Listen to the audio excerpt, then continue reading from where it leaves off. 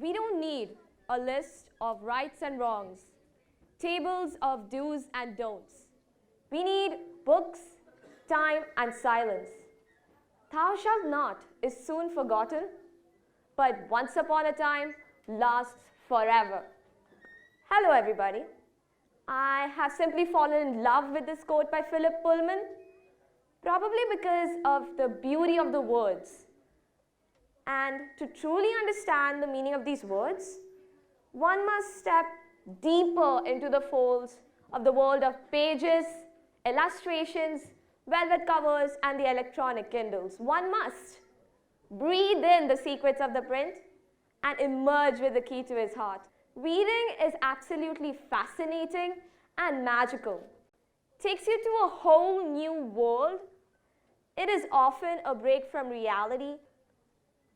And books are the keys to opening the doors of your soul. And I have come across so many people who just push their books to one side and let it gather dust for eons. All of them have forgotten the world of joy, the library. And if this is the case, I wonder how people will be able to find the bridge between reality and the other side, the side where unicorns, fairies, and knights in shining armor exist. I'm often scolded for the dedication I have towards my storybooks and the lack of attention towards my homework. But it comes with its own joyful twist sometimes. Like when I'm sitting in my classroom and it's all noisy around me, which I'm sure everybody must have experienced, I just pull out my book from my bag and just start reading. I've noticed how deep I go into the author's world because one moment I'm spiraling in a frenzy of fairy dust and unsolved mysteries, and the next I find that my entire class is in trouble and I don't even know what's going on. So I guess you get my point by now. Books are absolutely awesome and they are the best stress busters there could be. And it just doesn't have to be about dragons and witches. Fiction is my forte, but fiction is not exactly about magic. There is science fiction too, and a lot of other genres to pour through like thrillers, romance, mysteries, and mythologies. Books help raise a person's train of thought. They help us grow. Although most of the credit goes to my parents, who have helped me mold my personality and inculcated in me my love for books. 20%. That's right, 20% of my inspiration and influence comes from the kind of books I read. Take for example my improving vocab and diction. I am certainly not a Shashi Tharoor, but even he only recently said that he did not sit for hours studying dictionaries, but he did sit for hours reading books. I also like playing with words and inventing new words.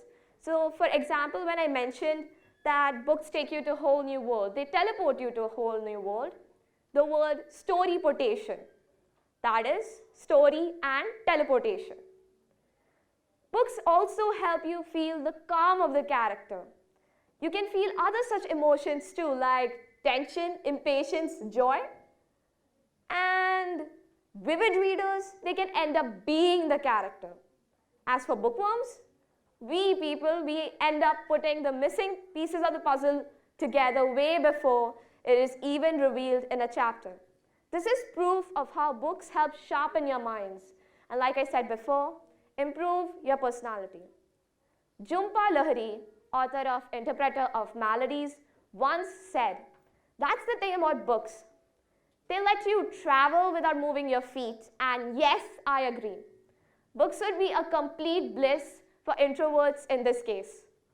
I certainly believe from the bottom of my heart that books are the best magic available. And my learning from the kind of books I read is that magic exists everywhere, especially in your pen. After all, the pen is mightier than the sword. The researchers of Yale, after studying 3,635 people above the age of 50, discovered that those among this crowd who read books for an average of 30 minutes per day lived approximately 23 months longer than non-readers or magazine readers. And reading, according to research, helps improve your concentration and memory. Did you know that self-help books help warding off depression, or the fact that books make you more empathetic? I bet you didn't know that. Books also help going into deep sleep at nights, thereby de-stressing your mind completely. So folks, for those who haven't discovered the magic of books, it is high time you flipped your first pages. I certainly hope that you find the magic in the world of pages, illustrations, velvet covers, and print. May your journey begin with 1,000 once upon a times. Thank you.